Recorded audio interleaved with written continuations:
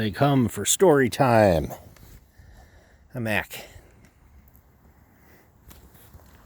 Yeah. Alright.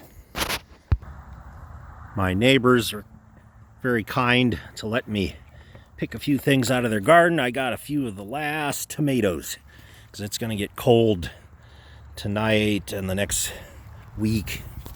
The party's over. All this ridiculous 80-degree weather is done. Thank God.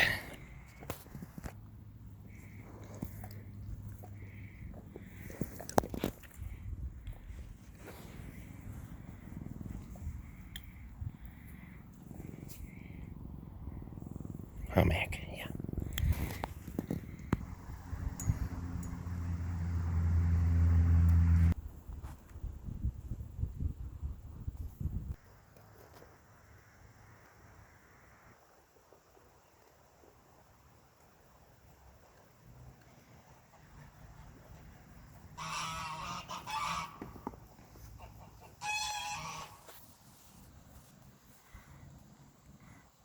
What you doing, lassie?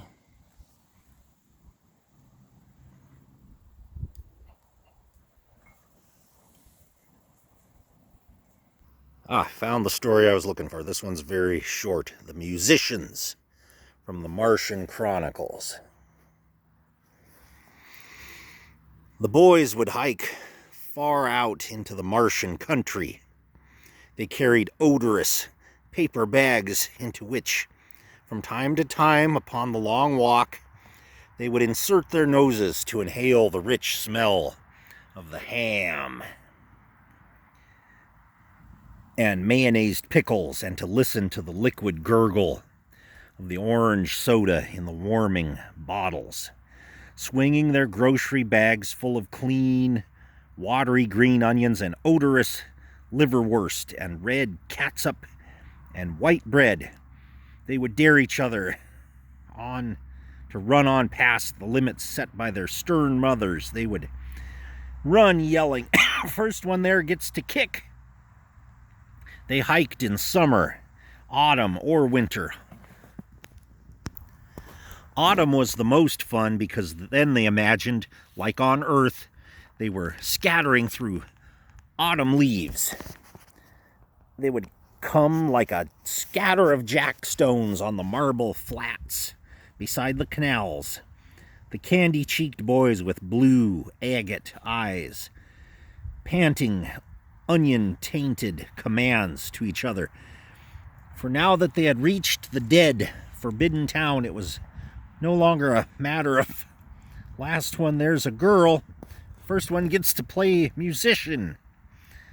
Now the dead town's doors lay wide, and they thought they could hear the faintest crackle like autumn leaves from inside.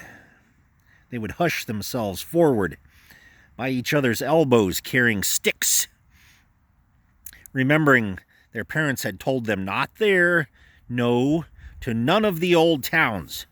Watch where you hike. You'll get the beating of your life when you come home. We'll check your shoes. And there they stood in the dead city, a heap of boys, their hiking lunches half devoured, daring each other in shrieky whispers. Here goes nothing. And suddenly one of them took off into the nearest stone house, through the door, across the living room, and into the bedroom where, without half looking, he would kick about, thrash his feet, and the black leaves would fly through the air, brittle, thin as tissue, cut from midnight sky. Behind him would race 6 others, and the first boy there would be the musician, playing the white xylophone bones beneath the outer covering of black flakes. A great skull would roll into view like a snowball. They shouted, ribs like spider legs, plangent as a dull harp, and then the black flakes of mortality blowing all around them in their scuffling dance. The boys pushed and heaved and fell in the leaves, in the death that had turned the dead to flakes and dryness into a game played by boys whose stomachs gurgled with orange pop.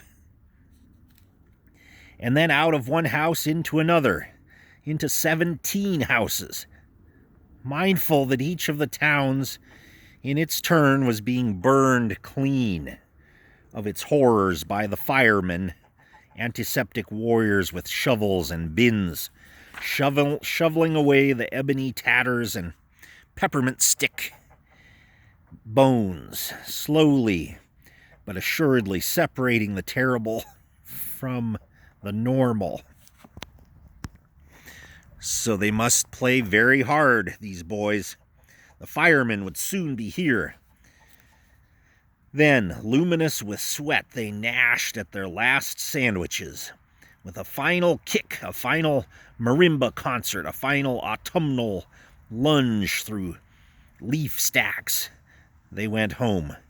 Their mothers examined their shoes for black flakelets, which, when discovered, resulted in scalding baths and fatherly beatings. By the year's end, the firemen had raked the autumn leaves and white xylophones away, and it was no more fun.